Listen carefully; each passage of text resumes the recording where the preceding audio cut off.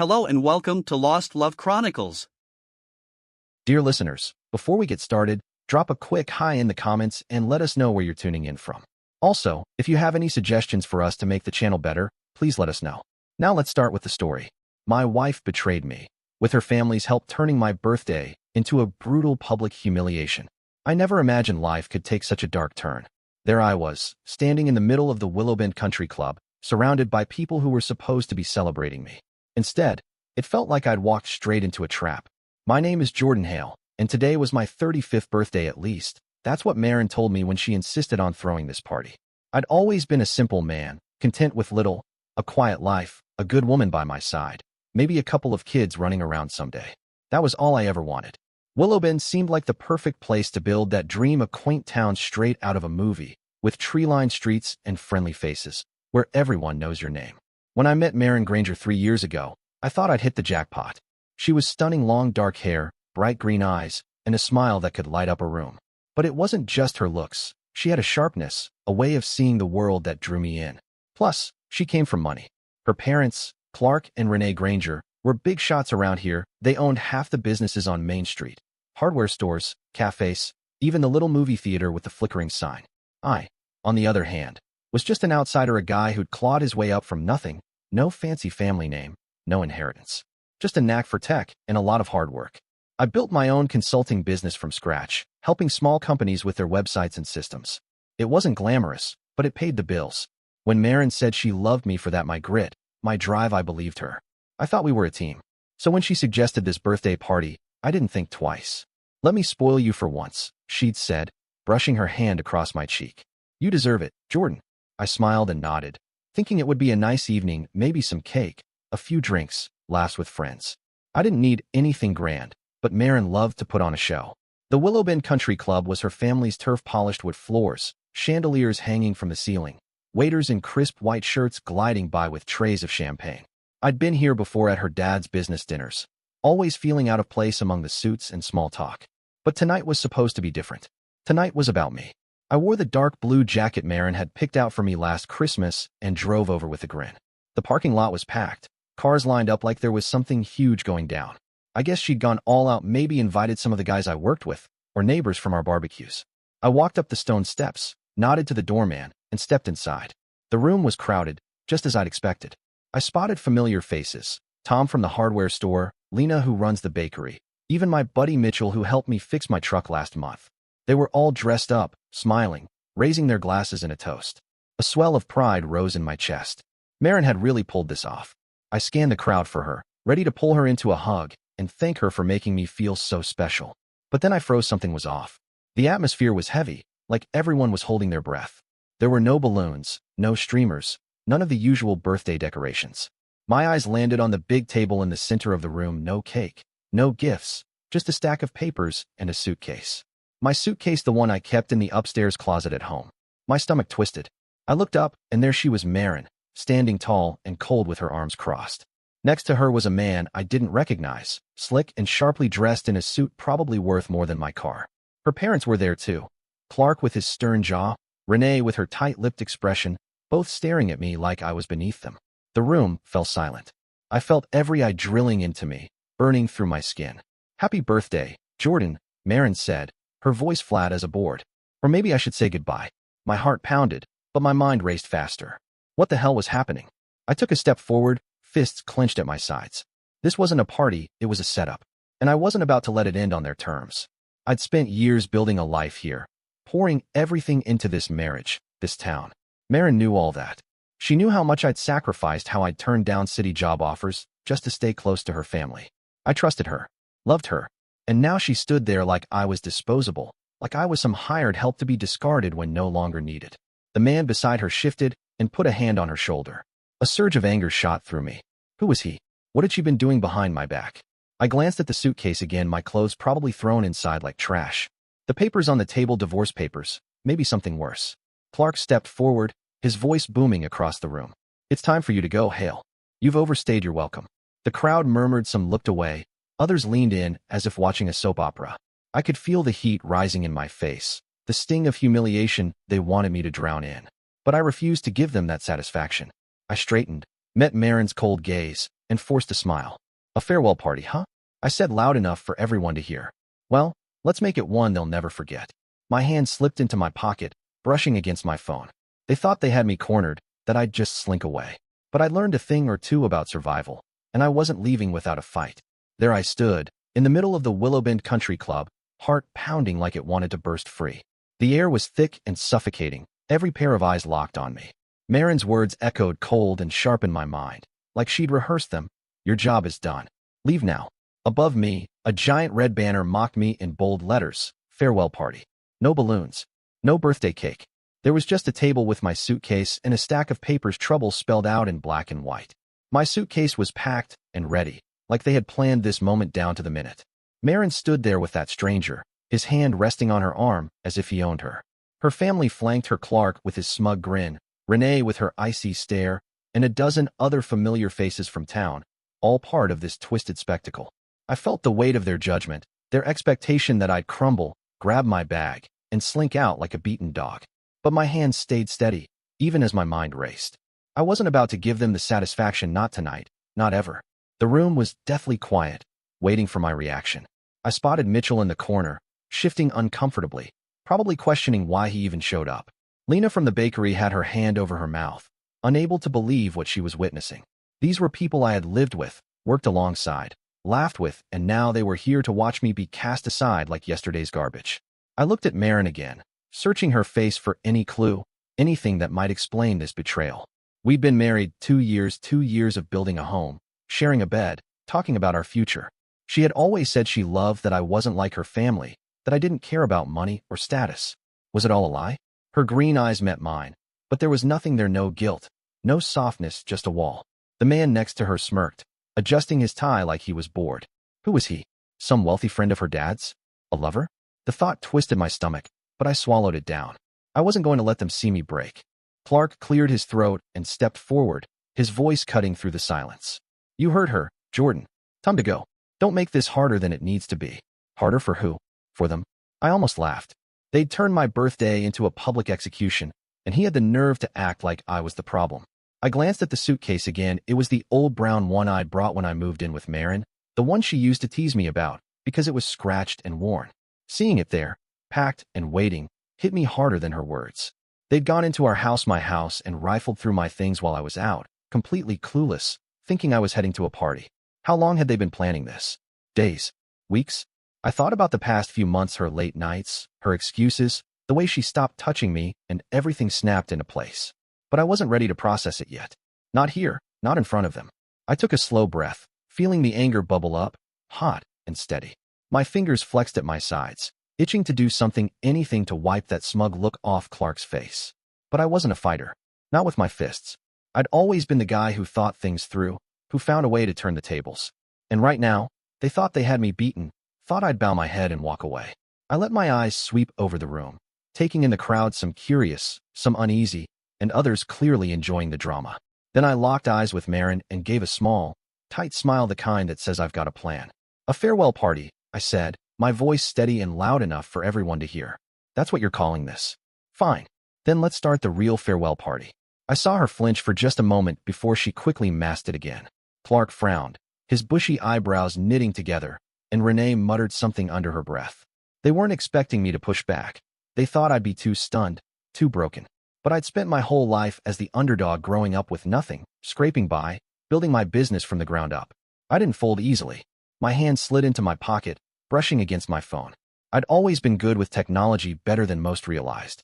It was how I made my living, how I'd first caught Marin's attention when I fixed her dad's company website years ago. Lately, I'd been using it for something else, something they didn't know about. I'd been watching, listening, collecting, not because I wanted to, but because I had to. Because I'd felt her pulling away, and I wasn't foolish enough to ignore it. Then let's start the real farewell party, I repeated, softer this time, almost to myself. I felt the shift in the room, the way people leaned in, waiting to see what I'd do next. Marin's new guy, whatever his name was, crossed his arms, daring me to make a move. Clark took a step closer, his face flushed, ready to drag me out himself. Don't be stupid, Hale, he growled. Take your bag and get out. I didn't move. My mind raced, piecing together what I could do right here, right now. I wasn't fully prepared, not yet, but I had enough. Enough to make them sweat. Enough to prove I wasn't the pushover they thought I was. I pulled out my phone and held it up so they could all see it. Their expressions changed instantly. Marin's eyes narrowed, Clark froze, and Renee's hand went to her necklace, clutching it like a lifeline. "You think you're in control here," I said, my voice calm even as my pulse hammered in my chest. "You think you can just kick me out and that's the end of it? But this isn't your party anymore. It's mine." I tapped the screen once, just to test them, and saw Marin's jaw tighten. She knew I was onto something, but she didn't know what, at least, not yet. The room buzzed with whispers, spreading like wildfire. I could feel the energy shift, some of them starting to doubt the Grangers, wondering if maybe I wasn't the fool they'd painted me to be. I lowered the phone, slipping it back into my pocket. "You want me gone?" I said, looking straight at Marin. "You're going to have to work for it." With that, I turned to the table, grabbed the stack of papers, and started flipping through them. Divorce papers, just like I'd guessed. But there was more: financial documents, things with my name on them that I didn't recognize. My blood ran cold, but I kept my expression steady. They weren't just kicking me out, they were setting me up, and I was going to make them regret it. I stood there inside the Willowbend Country Club, the stack of papers still clutched in my hands. My eyes scanned the words, each one hitting me like a blow to the stomach. Divorce papers, yes, but also documents with my name tied to things I'd never signed. Bank accounts, property deals, all screaming trouble. They weren't just dumping me. Marin and her family were trying to bury me. Around me, the crowd murmured, whispers and restless shifting feet filling the air, but I tuned it all out. My mind raced, replaying the last few months and all the signs I'd ignored because I didn't want to believe the truth. I'd always trusted Marin, loved her even as she started pulling away. But now, seeing her standing there with that stranger, her parents forming a solid wall behind her, I realized how blind I'd been. Not anymore. What they didn't know, what none of them knew, was that I'd seen this coming. Not this party, not this exact moment, but the change, the coldness in her. And I'd done something about it. I'd been watching, digging, recording, and tonight, that was going to save me. It started a few months back, maybe 4 or 5. Marin began acting differently. She'd always been busy, her family's businesses kept her running, but it got worse. She'd come home late, her hair messy, her eyes avoiding mine. "Just family stuff," she'd say, brushing me off when I asked. I'd nod, pour her a glass of wine, trying to keep things normal. Then she stopped sleeping in our bed. "I toss and turn too much," she said, moving to the guest room down the hall. I'd lie awake at night, staring at the ceiling, hearing her voice through the walls, soft, secretive, talking on the phone. I told myself it was nothing, that I was just overthinking it. But my gut wouldn't let it go. I'm not the jealous type, never have been. I built my life on logic, on figuring things out. Tech was my world, after all. So I started paying attention to the little things. How she'd lock her phone the moment I walked in. How her work excuses never quite added up. She'd say she was at her dad's office, but when I drove by, the lights were off. Then there were the looks Clark gave me, sharp, dismissive, like I was nothing but an obstacle. Renee stopped inviting me to their fancy dinners. It all piled up until I couldn't ignore it anymore. So I did what I do best. I got smart. I didn't confront her, didn't yell or beg for answers. I went quiet and started digging. I'm good with computers, better than Marin ever knew. She thought I just fixed websites, but I knew how to track things, how to find what people try to hide. One night, when she was out, I put a small recorder in the guest room. Nothing fancy, just a cheap device I picked up online. I felt sick doing it, like I was crossing a line, but I had to know. The first time I listened, it was just her laughing, talking to someone about plans. Then I caught a name, Cyrus Morris. I didn't know him then, but I found out fast. He was her dad's investment partner, a slick guy who'd moved to town a year ago. I'd seen him at a few Granger family events, always in a suit, always smiling too much. The recordings kept coming, her giggling with him, whispering about me like I was some kind of joke. "Jordan's so clueless," she'd said once. "He'll never see it coming." My hand trembled when I heard that, but I kept going. I hacked into her email, not proud of it, but I did. I found messages between her and Cyrus, flirtatious at first, then worse, meetings at hotels, pictures. I wanted to throw up, but I saved it all. Then I dug deeper. I started looking into Granger Holdings, her family's company. Marin had put my name on some of their accounts when we got married, said it was a partnership, a way to tie me into the family. I'd been flattered and signed where she told me to. Dumb move. Now I saw why. Shell companies, fake land deals, money moving through accounts with my signature on them. They were using me as a shield, a fall guy if things went south. I even caught Clark on one recording, bragging to Cyrus about how they'd clean it up with my name. "Hale won't know what hit him," he said. I backed it all up, every file, every clip, onto a hard drive I kept hidden in my truck. I didn't know exactly what I'd do with it. Only that I wasn't going to let them win, not after everything I'd given them. My trust, my time, my life. Now, standing here with those papers in my hands, it all made sense. The farewell party wasn't just about ending the marriage. It was about cutting me out of everything, leaving me to take the fall for their mess. I looked up at Marin, her face cold and blank. The man next to her, Cyrus, shifted his weight, watching me like I was a bug he wanted to crush. Clark still glared, and Renee clutched her pearls as if I'd insulted her fragile sensibilities. The crowd was restless, waiting for me to break. But I wouldn't. I set the papers back on the table slowly, deliberately, letting them see I wasn't shaken. My mind was clear now, sharper than it had been in months. I'd been preparing for this, even if I hadn't known it would come tonight. Every snide comment Marin made, every secret call she thought I hadn't heard, I'd caught it all. I had proof. Evidence. Power. You think you've got this all figured out? I said, my voice low but steady, loud enough for Marin and her family to hear. You think I'm just going to walk away and let you pin this on me? Marin's eyes flickered for just a second, uncertainty flashing through them. Clark snorted, crossing his arms. You don't have a choice, Hale, he said. It's done. I smiled again, that same tight smile from before. That's where you're wrong, I said. I've been ready for this for months. I patted my pocket where my phone lay loaded with everything I'd collected, recordings, emails, screenshots. They didn't know yet, but they would. This wasn't just a breakup. This was war. And I'd been building my weapons in the dark, waiting for the right moment. Tonight was it. I took a step back, letting the tension hang heavy in the air, feeling the crowd lean in. They wanted a show, I'd give them one. But it wouldn't end the way the Grangers expected. Not by a long shot. There I stood in the Willowbend Country Club, the air thick with tension, my hand resting on my phone like it was a loaded gun. The crowd was a blur of faces, some shocked, some confused, all waiting to see what I would do next. Marin's eyes were fixed on me, narrowed and suspicious, as if she was finally realizing I wasn't the pushover she thought I was. Cyrus stood beside her, his smug grin fading just a bit. Clark and Renee remained in their firing squad stance, convinced they had me trapped with their little farewell party scheme. My suitcase sat on the table, papers beside it shouting their plan. Divorce me, dump me, pin their dirty dealings on me. But they didn't know what I had in my pocket, months of work, months of watching them when they thought I was asleep or too clueless to notice. Recordings, emails, proof. With every eye in the room on me, it was time to pull the trigger. I wasn't just going to walk away, I was going to turn their game upside down. I took a deep breath, feeling the weight of the moment settle on my shoulders. My finger slid over my phone as I pulled it out slowly, deliberately. The large screen on the wall behind the table, usually reserved for golf tournament scores or wedding slideshows, was about to become my weapon. I'd hacked into the club's system a while back, a little side project when I was bored one weekend, never thinking I'd use it like this. With one tap, I connected my phone to the projector. The screen flickered to life, and a grainy video appeared loud and clear. Marin and Cyrus tangled up in our bedroom, laughing like it was some big joke. Her voice cut through the speakers, sharp and unmistakable. Jordan's out tonight. We've got ours. Gasps rippled through the crowd. I didn't look at her, I didn't need to.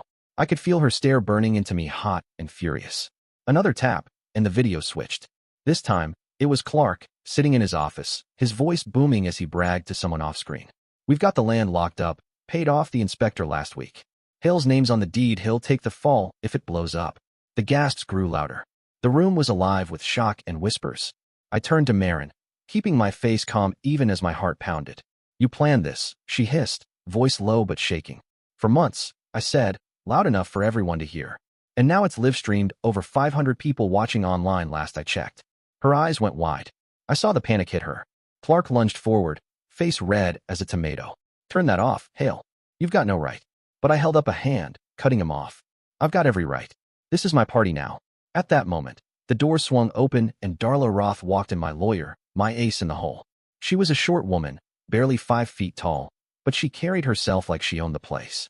Her dark hair was pulled back tight, and she held a folder in one hand, court orders in the other. The crowd parted as she strode up to me, her heels clicking sharply on the polished floor.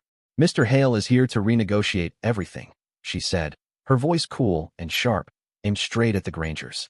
And you'll want to listen. The room exploded into chaos, people talking over each other, some pulling out their phones to record, others just staring, unable to believe what was happening. Renee grabbed Marin's arm, whispering something frantically, but Marin shook her off, her face pale. Cyrus took a step back, like he wanted to vanish. I watched it all unfold, a strange calm washing over me. This was at the moment I'd been building toward without even realizing it. Darla placed her folder on the table and flipped it open, revealing a stack of papers, legal documents, Evidence I'd given her last week when I finally confessed what I'd uncovered. You thought you could use Jordan as your pawn, she said, fixing Clark with a sharp look, but he's been smarter than you from the start. We have recordings, financial records, emails enough to bury you. Clark sputtered, his mouth opening and closing like a fish out of water. This is outrageous. You can't. Oh, we can, Darla interrupted firmly. And we will. I stepped forward, picking up where she left off. You wanted me gone, I said, my voice steady, cutting through the murmurs. You wanted me to take the fall for your scams and lies. But I've got it all, every word you said, every move you made. And now the whole town knows.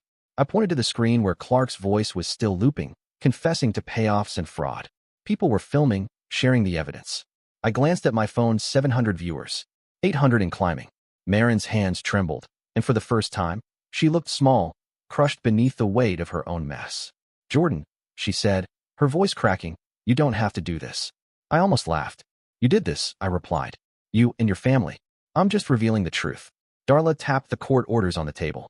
These freeze your assets pending investigation, she said, addressing Clark.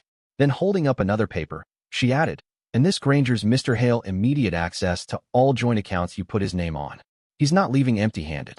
The crowd erupted, some cheering, others shouting questions. I caught Mitchell's eye across the room. He nodded, clearly proud. Lena smiled, filming everything on her phone. I'd gone from the guy they pushed aside to the one fighting back, and they were loving it. Clark tried to argue, his voice shaky. This is slander.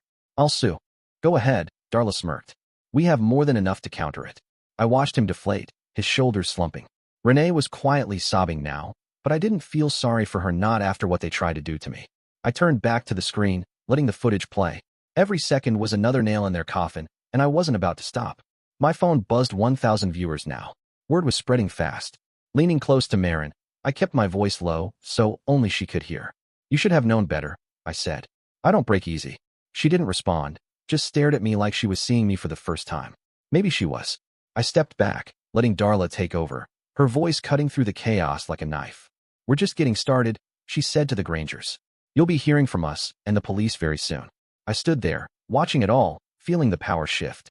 They'd thrown me a fake party to get rid of me, but I'd turned it into their downfall. And I wasn't finished yet. I watched the Willowbend Country Club explode into chaos around me, the storm I'd unleashed swirling wildly. The giant screen flickered with Clark's voice admitting to fraud, while footage of Marin's affair with Cyrus played repeatedly for anyone with a phone to see. Over 1,000 people were watching online now, and the room buzzed with shouts, gasps, and flashing cameras. My lawyer, Darla Roth, stood cool and composed beside me. Court orders fanned out on the table like a winning hand. My suitcase and those fake papers were still there, but they didn't matter anymore. This wasn't about me leaving, it was about them losing. Marin's face was ghostly pale, her hands clenched into fists, and for the first time, I saw genuine fear in her eyes. Cyrus had pulled back, hovering near the edge of the crowd, trying to slip away unnoticed. Clark was yelling loudly while Renee dabbed at her tears with a napkin, trying to pull herself together. The crowd fed off the tension, some horrified, others cheering, but all hooked on the drama. And me? I felt alive, like I'd finally reclaimed what they tried to steal. Darla flipped through her folder, her voice cutting sharply through the noise. Marin, you've been misusing joint assets for months, she said, holding up a bank statement with my name on it. You funneled money into shell companies, thinking Jordan wouldn't notice. But he did. And under state law, that entitles him to a spousal transfer. 30% of Granger Holdings is now his. Her words hit like a bomb. Marin lunged at me, nails out like claws. You think you're clever? She spat, her voice trembling with rage. I stepped aside, staying calm, letting her stumble past me. No, I said, meeting her glare. Just thorough. She froze, breathing hard, unable to believe I'd turned the tables on her. Clark tried to push his way out through the crowd, but the doors swung open again and 2 police officers entered. Mr. Granger, one said flatly, you're wanted for questioning in connection with corporate fraud. Let's go. Clark stopped dead, his face slackening. Reporters were already there, snapping photos, their flashes lighting up the room like fireworks. I picked up the divorce papers from the table, grabbed a pen from Darla, and signed them right then and there, my terms, not theirs. The crowd surged, people pressing closer, shouting questions at the Grangers. Is it true? Someone called. Did you set him up? Another shouted. I said nothing, letting the evidence speak for itself. Darla handed me a copy of the signed papers, her eyes shining. You've got them on the ropes, she whispered just for me. They thought this marriage was a financial game, A way to use you as their front. Now they're paying the price. I nodded, feeling the weight of the moment settle in. I'd walked in expecting a birthday party, but instead I'd been handed a knife in the back. And I turned it around, stabbed them with their own blade. Renee tried to shout over Darla, her voice sharp and desperate. This is nonsense. We'll fight this. But Darla just smiled calm and deadly. Go ahead, she said. We've got plenty more where this came from. I looked at Marin again, watching her unravel. She'd always been the strong one, the one who kept it together. But now, she was cracking. Jordan, she said softly, almost pleading, you don't have to destroy us. I tilted my head, studying her. You destroyed us, I said quietly. The moment you started lying, sneaking around, planning all this, I'm just cleaning up the mess. Her lips quivered, but she didn't argue. She couldn't. The truth was out there now, broadcast on that screen, spreading across the internet. Cyrus said something under his breath, but she ignored him, her eyes locked on mine. I didn't care about him. He was just another pawn in their game, same as I had been. But not anymore. I wasn't a pawn, I was the one calling the shots. The cops moved in, leading Clark toward the door. He didn't fight it, just shuffled along with his head down. Renee followed, sobbing louder with every step. Reporters swarmed them, microphones extended, questions flying. Mr. Granger, did you falsify financial records? Mrs. Granger, what happened to the charity funds? I stayed put, letting it all unfold. The crowd was splitting, some trailing after the Grangers, others clustering around me and Darla. Mitchell pushed through the throng and clapped me on the shoulder. Man, I didn't know you had this in you, he said with a grin. You just took down the whole damn family. I gave a small shrug, managing a smile. They took themselves down. I just lit the match. Darla tapped the table, drawing my focus back. This is only the beginning, she said. We've got the asset freeze, the equity stake, and now the police are involved. They're finished. I looked down at the divorce papers in my hand, my signature still fresh. I'd included my own terms, half the house, full control of my business accounts, no alimony. Marin would walk away with nothing but the ruins she'd created. Signing it felt like cutting a chain I hadn't even known I'd been dragging. The room was still buzzing, phones lighting up, voices overlapping. I caught Lena's as she gave me a thumbs up, her camera still recording. The live stream had passed 2,000 viewers. Maybe more. Willowbend might have been a small town, but this was going viral fast. All I'd wanted was a quiet life. But they forced me into this. And now, I was winning. Marin stepped closer, her voice barely audible over the noise. Jordan, please. We can still talk about this. I shook my head, folding the papers and tucking them under my arm. Too late, I said. You wanted me gone. Now you're the one who's out. She flinched, and for a brief second, I almost felt bad. Almost. But then I remembered the recordings, her laughing with Cyrus, calling me clueless, mocking me while planning this night. I remembered the suitcase, the ambush, the humiliation. No, I didn't feel bad. I felt free. The cops were at the door now, Clark in tow, Renee trailing behind. Reporters continued snapping photos, flashes bursting like fireworks. The crowd buzzed louder than ever. I turned to Darla. What's next? I asked. She grinned, closing her folder. We burn it all down, she said. Legally, of course. I nodded, feeling that fire in my chest burn brighter. They'd started this war. Now I was going to finish it. I stepped out of the Willowbend Country Club into the cool night air, the echoes of that so-called farewell party still ringing behind me. Clark had been hauled off. Renee had followed, head bowed. And the reporters? Still chasing after them. Inside, Marin was left standing alone, stunned, Cyrus nowhere in sight. My phone buzzed in my pocket. 3,000 viewers now, maybe more, watching the Grangers' empire unravel in real time. Darla clapped me on the back as we crossed the parking lot, her grin sharp and triumphant. You did it, Jordan, she said, voice low but filled with pride. They thought they could bury you, but you flipped the whole game. I nodded, feeling the weight of the signed divorce papers in my hand, my terms locked in. 30% of Granger Holdings now belonged to me. Their assets were frozen, the police were circling, and the whole town was buzzing. Willowbend hadn't seen a shakeup like this in years. Half the people couldn't believe it, the mighty Grangers, brought down by me. An outsider. No prestigious name. No deep family legacy. But others, the ones the Grangers had trampled over the years, were finally speaking up. And I wasn't done. The days that followed were a blur. News spread faster than I could track. My phone wouldn't stop ringing, old clients, curious neighbors, even people I hadn't spoken to since high school, all wanting to know what had gone down. I ignored most of them. I was too busy holed up in Darla's downtown office, planning our next move. The live stream had been just the spark. Now we were pouring fuel on the fire. Class action lawsuit, Darla said, spreading documents across her desk. At least a dozen former Granger employees ready to sign. People they fired, people they cheated out of pay, small business owners they pressured into crooked deals. I leaned back in my chair, letting it sink in. I'd always known the Grangers were ruthless, but seeing it in black and white names, dates, amounts made it feel real. And the audits? I asked. Darla smirked. Full financial audits on Granger Holdings started this morning. State investigators are all over it. Those shell companies they tie to your name? They're unraveling fast. I thought about the town, its tidy lawns, cheerful storefronts, kids biking down Main Street. Willowbend looked wholesome on the surface. But beneath it, the Grangers had their claws in everything, quietly bleeding people dry. I'd seen it firsthand, clients bullied into overpriced contracts, shady loans. I'd kept my head down then, told myself it wasn't my fight. Now it was. Darla slid another sheet toward me, a list of offshore accounts linked to Clark. Found these yesterday, she said. Millions stashed away. And Renee's charity funds? Supposed to help single moms. Most of it funded her luxury shopping habits. I shook my head, disgust rising in my chest. They're done, I said. Not yet, Darla replied. But we're getting close. Marin tried playing the victim that week. I saw her on the local news, standing outside the mansion, eyes red and puffy like she'd been crying.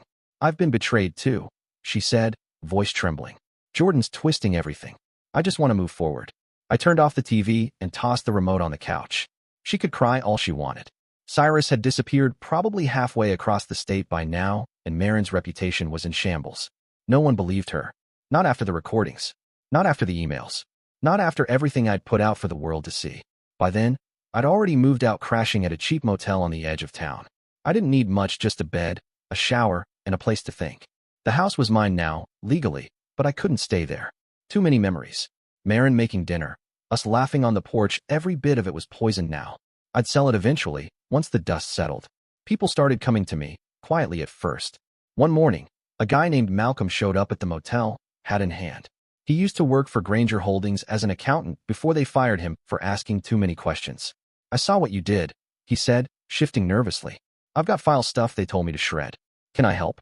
I nodded and told him to talk to Darla. Then came Celine, who ran a small flower shop. Clark had pushed her into a lease she couldn't afford. They threatened to shut me down, she said, her voice shaking. I've got nothing left to lose. By the end of the week, we had a small army, people the Grangers had steamrolled over the years, ready to fight back. I wasn't the outsider anymore. I was the guy who stood up, the one they could finally trust. It felt strange, stepping into that role. But it fit. Darla and I kept pressing forward. The asset freezes hit the Grangers hard. Clark's luxury cars were impounded, their mansion sealed off, Renee's charity shut down, pending investigation. The town started to shift. When I walked down Main Street now, people nodded, smiled, even Tom from the hardware store gave me a good job. Hayes. The Granger name was toxic. Customers stopped going to their businesses, contracts were canceled left and right. Marin called me once late at night. Her number lit up my screen. I let it ring out, watched it go to voicemail. Jordan, we need to talk, she said, her voice small. Please. I deleted the message. She didn't get to beg. Not after everything. I wasn't angry anymore, just done. Done with her. Done with them. Done being their pawn. By Friday, the legal counteroffensive was in motion. Darla filed the class action, naming me as the lead plaintiff. This isn't just about you anymore, she said, handing over the paperwork. It's about everyone they hurt. I signed it, feeling the weight of every name: Malcolm, Celine, and so many others. We were dismantling the Grangers' empire one brick at a time. The audits uncovered more. Fake invoices, tax fraud, bribes to local officials. The police were building their case, and this time, Clark wasn't slipping out of it. That night, I sat in my motel room, staring at the ceiling, thinking about how far I'd come. A week ago, I walked into what I thought was a birthday party. A trap. Now I was a problem. A name they feared. And I wasn't done, not even close. The Grangers had ruled Willowbend for years. But their reign was ending. And I was the one holding the match, ready to burn the rest down. 2 weeks later, I sat on a hard wooden bench inside the Willowbend courthouse. The air was thick with tension and the faint smell of old paper. The room was packed, every seat filled. People standing against the walls, murmuring, trying to see. We were finally here. Court. Marin sat across the room, her green eyes hollow, her hands tightly clasped in her lap. She'd filed to contest the divorce terms I'd signed that night, my terms. The ones that gave me the house. 30% of Granger Holdings, and left her with nothing else, a bad move on her part. Darla sat beside me, calm and composed, a stack of evidence in front of us: recordings, emails, ledgers. All the dirt I'd collected over the past few months. I adjusted my tie, feeling the weight of the town's gaze. This wasn't just about Marin and me anymore. It had become something bigger. Former Granger employees filled the gallery, each wearing a small pin with my initials JH, a quiet show of support. Even the new mayor, a man who'd waited years for the Grangers to fall, sat in the back watching closely. I took a deep breath and leaned forward, ready for what was coming.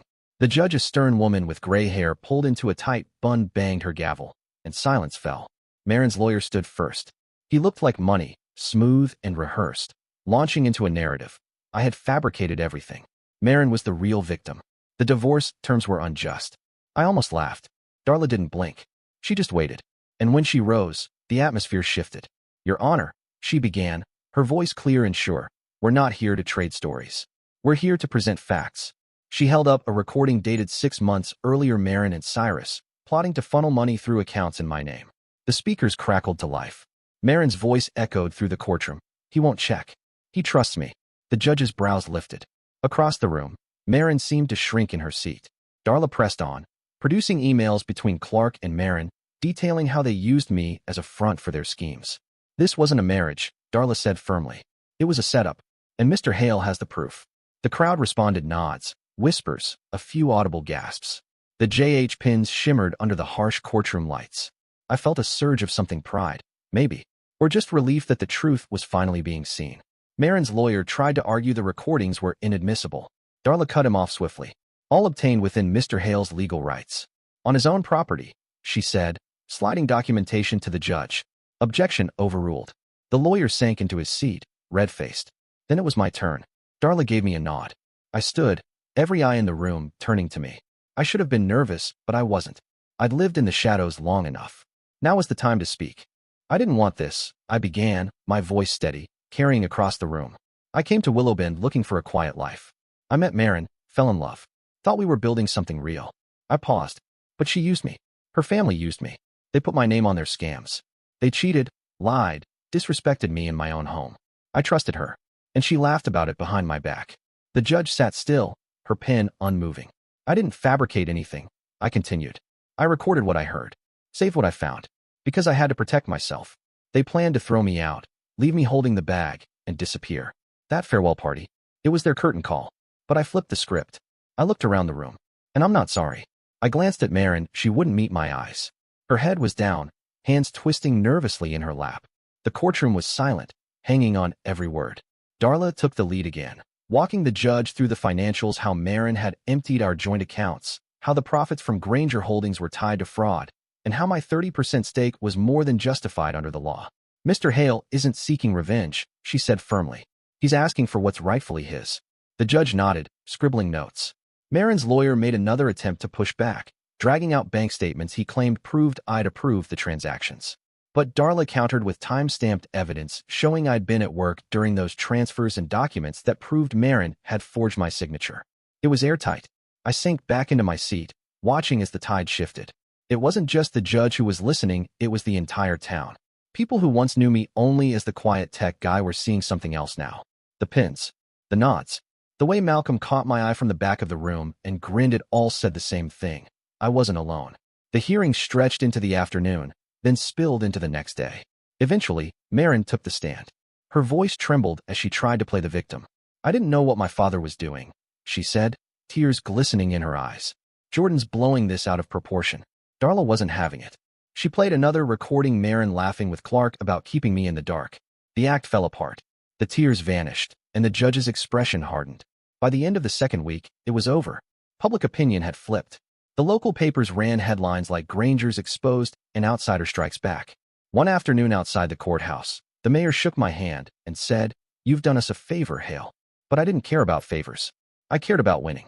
The courtroom was quieter now, the drama spent. We were just waiting on the judge. I glanced around, taking it all in, the people wearing my initials, the empty chair where Clark would have been if he weren't already in custody, and Marin, sitting alone while her lawyer whispered desperately in her ear. Her edge was gone, her power stripped away. The Grangers weren't untouchable anymore. They were exposed, broken, and laid bare for all to see. I'd walked into that courtroom a target. I was walking out something else, not a hero, maybe, but a man who stood his ground and won. Darla leaned over, her voice low. "She's got nothing left," she said. "This is yours." I nodded, feeling a bit of the weight lift from my shoulders. The war wasn't over. Clark and Renee still had their reckoning coming, but this battle, was mine. The judge's gavel struck again, calling for order, and I sat up straight. Whatever came next, I was ready. They tried to take everything from me, but I'd taken it back. And then some. I sat there on the same hard bench in the Willow Bend courthouse, the same crowd packed and tight, but everything felt different. It was the final day, the moment we'd worked toward for weeks. The judge's gavel hovered, ready to fall. Marin sat across from me, pale and tense, gripping the edge of the table like it was the only thing holding her up. Her lawyer had run out of tricks. Darla had destroyed every lie, every excuse with cold, undeniable proof. My recordings, my emails, those months of quiet, methodical work, they'd all paid off. The town wasn't just watching from inside the courtroom, they were tuned in online, on the news, everywhere. The Granger empire was crumbling, and I was the one who'd swung the hammer. I adjusted my jacket, feeling the weight of the divorce papers tucked inside the ones I'd signed that night at the club. My terms were locked in. This was the moment. The verdict. The fall. And I was ready to walk out with my head held high. The judge cleared her throat, her voice slicing through the hum of the room. After reviewing the evidence and testimony, she said, "I'm prepared to rule." I leaned forward, my hands resting on my knees. Darla gave me a small, steady nod. On the matter of the divorce, the judge continued, "Mr. Hale's terms stand.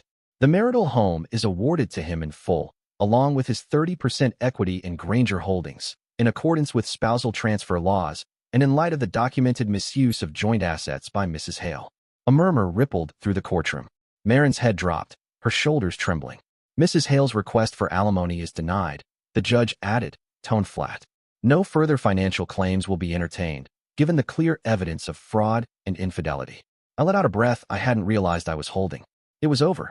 She got nothing, no money, no stake, no sympathy, just the wreckage of what she'd done. But the judge wasn't finished. "As for Granger Holdings," she said, flipping a page, "the 30% equity awarded to Mr. Hale remains intact. The company is under state investigation. All assets are frozen pending the outcome." That hit hard. Clark and Renee weren't in court, they were already indicted, dealing with their own legal fallout, but now it was official. Their empire was locked down, and I owned part of it. The room stirred louder whispers, a few scattered claps. I caught Malcolm's eye. He grinned, the silver JH pin on his lapel catching the light. The judge banged her gavel, silencing the room. "This court finds no merit in the contest filed by Mrs. Hale," she said. "Case closed." The final bang echoed, sharp and final. Just like that, it was done. I stood slowly, feeling the shift in the room around me. Darla clapped a hand on my shoulder. "You're a free man, Jordan," she said, her voice warm. "And a damn powerful one." I nodded, offering a small smile. Free. The word didn't feel real, yet not after everything. But it was true. I'd walked into that fake party with nothing but a suitcase and a setup. Now I was walking out with my life back, and then some. Marin didn't move at first. She just sat there, staring down at the table. Her lawyer whispered something, but she waved him off. The crowd was breaking up, people pouring into the aisles, voices overlapping. Reporters were already outside. I could see their shadows through the windows, waiting to pounce. I didn't care. Let them write whatever they wanted. The truth was out now. I started toward the doors, Darla at my side. Then I heard her voice. "Jordan." Soft. Broken. I turned. Our eyes met. She looked small. Fragile. Nothing like the woman who'd stood so tall and proud at that party. "Can we talk?" she asked, stepping toward me. The room quieted just a little, people watching again. I looked at her, those green eyes I used to love, now red and tired. A part of me wanted to listen, to give her that last chance to explain, to say something real. But then I remembered the recordings, her laughter with Cyrus, the whispers with Clark, her calling me clueless behind my back. I remembered the suitcase, the banner, the way she tried to break me. "Forgiving and forgetting aren't the same," I said, my voice even. "I forgive you, Marin. But this chapter's closed." She flinched like I'd struck her, but I didn't wait for a reply. I turned and walked away, feeling lighter with every step. Outside, the air was crisp, the sun low on the horizon. Reporters swarmed, microphones in my face. "Mr. Hale, how do you feel about the ruling? What's next for Granger Holdings?" I raised a hand, stopping them. "I feel good," I said, simple, honest. "And what's next? That's up to the law." Darla cleared a path, and we climbed into my truck. We pulled away from the courthouse, leaving the chaos behind. I didn't look back. The house was mine now, but I wasn't ready to go back there. Too many memories, too many ghosts. I'd been staying at the motel, and for now, that was enough. I needed space. Time. That night, I sat on the motel bed, the TV murmuring in the background. Every channel was covering the Granger downfall, Clark and Renee's indictments, the company's collapse, my courtroom win. A clip played of me leaving, my words on repeat. I feel good. I clicked off the TV and leaned against the headboard. My phone buzzed, Mitchell texting congrats, and Lena sending a photo of her bakery with a sign, Hail Day special free coffee. I smiled. Something real, something warm stirred in me. Willow Bend was changing. The Granger's shadow was lifting. People were stepping into the light, and I'd helped make that happen. I hadn't done it alone. Darla, Malcolm, Celine, and others had stood beside me. But I'd lit the match. I thought of Marin one last time. Her voice lingered. Can we talk? No, we couldn't. She made her choices. I made mine. I wasn't that man who walked into the club anymore, naive, trusting, chasing peace. I'd become something else, stronger, sharper. I had power now, not just the kind tied to money or property, but the kind earned from standing your ground and refusing to break. The Grangers were finished. Clark and Renee trapped in their own scandal. Cyrus gone. Marin left with nothing. And me? I'd walked out of that courtroom free, but more than that, I walked out with a future. I tossed my phone aside, closed my eyes, and let the quiet hold me. Tomorrow was mine. For the first time in years, I got to shape it. I stood in the driveway of my new place, a small house on the edge of Willow Bend, far from the Granger mansion and all its ghosts. The paint was a little worn, the yard overgrown, but it was mine. Paid in full with cash from my tech consultancy, no strings, no past attached. It had been a month since the verdict. I'd left the motel behind, ready to begin again. The house Marin and I once shared was up for sale. Too big, too full of echoes I didn't want. This new home was modest, quiet, exactly what I used to dream of before everything unraveled.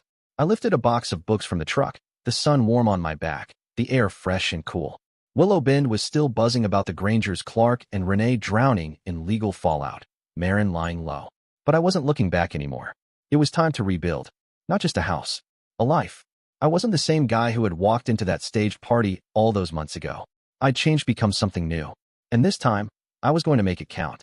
The first few days in the new house were busy. I unpacked, fixed a leaky faucet, mowed the lawn until it looked halfway decent. My consultancy work started picking up again. 2 former clients returned, and new ones reached out after seeing me in the news. The guy who took down the Grangers, they'd say, half joking. But it stuck. I didn't mind.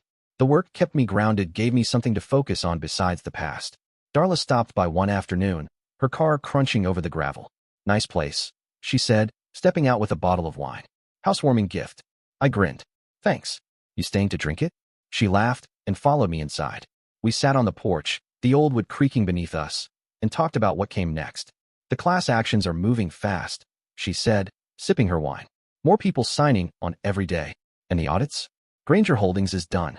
I nodded, watching the trees sway in the breeze. Good, I said. Let it burn. That night, after she left, an idea that had been forming since the trial finally clicked into place, a way to turn all this wreckage into something meaningful. The next morning, I called Darla. What if we built a platform? I said. For whistleblowers, financial victims, people like me. Like Malcolm, Celine. A place to share proof, get help.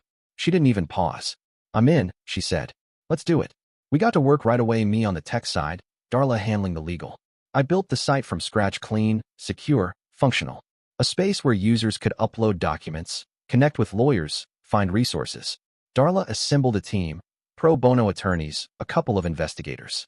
We launched it a week later. We called it Open Ledger. The first post was mine, a short video, just me in my new living room. I looked into the camera and told the story of what the Grangers had done and how I fought back. If they hurt you, I said, you're not alone. We can help. The response was immediate. Within days, we had dozens of submissions, documents, testimonies, stories. People the Grangers had exploited were finally speaking up. Malcolm posted files he'd saved from his accounting days. Celine shared the details of her lease nightmare. More followed, farmers, shopkeepers, even a retired teacher who'd lost her pension in one of Clark's schemes. At night, I'd sit in bed with my laptop, reading through their stories, feeling the weight of their trust. We brought on more help, accountants the Grangers had fired, a developer I knew from a past job, even an architect whose dream project Clark had sabotaged. We transformed part of the old Granger estate property, seized in the audits, into a community center. Single dads got job training there. Local startups found mentors. I'd walk through sometimes, watching people laugh, collaborate, rebuild, and it would hit me. Willow Bend was changing. Not suddenly, but steadily, like a tide rolling in. The town felt lighter. People didn't whisper about the Grangers anymore, they spoke openly, without fear. Main Street started thriving again. Shops saw more foot traffic. Clark's shadow was gone. When I drove through town, strangers would wave, smile. Lena at the bakery started serving Hale blend strong and no nonsense. Just like you, she said. Mitchell helped fix up the house, cracking jokes and calling me a superhero. I laughed it off, but his words stuck with me. I wasn't a superhero, just a guy who'd had enough and decided to fight back. But if that's how people saw me, I'd take it. One evening, Malcolm showed up with a check repaying the loan I'd given him to start his firm, and doing it early. Couldn't have done it without you, he said, shaking my hand. I shrugged and slipped the check into my pocket. You did the work, I told him. I just opened the door. I kept busy, but Marin still drifted through my thoughts now and then. I hadn't seen her since that day at the courthouse, or Can We Talk? Still echoing in my mind when I least expected it. Word was she'd moved out of the mansion and was renting a place downtown, keeping a low profile. Part of me wondered if she'd come back, show up with more tears or apologies. But she didn't, and I was relieved. I didn't hate her anymore. That part of me was gone, burned away with the rest of the wreckage. This was about moving forward, not getting dragged back. Open Ledger kept growing, hundreds of users now, with stories pouring in from beyond Willow Bend. Darla started getting calls from bigger firms wanting to partner, but we turned them down. This is for the little guys, she said. And I agreed. We'd built something real, something that made a difference. One night, I stood outside in the yard, stars glittering above, the house quiet behind me. I thought about that party, how I'd walked in expecting birthday cake and ended up in a war. Now, the war was over. The ashes had cooled, and I'd rebuilt not just a house, but a purpose. The community center was thriving. Kids filled the halls. Guys like me were finding their way again. The town had started to believe not in the Grangers, but in themselves. I may have struck the match, but they were the fire. My phone buzzed, a text from Darla about a new case. I smiled and headed back inside. The man who'd stumbled into that fake party was gone. Dear listeners, please share your thoughts in the comments section below, and don't forget to like, share, and subscribe.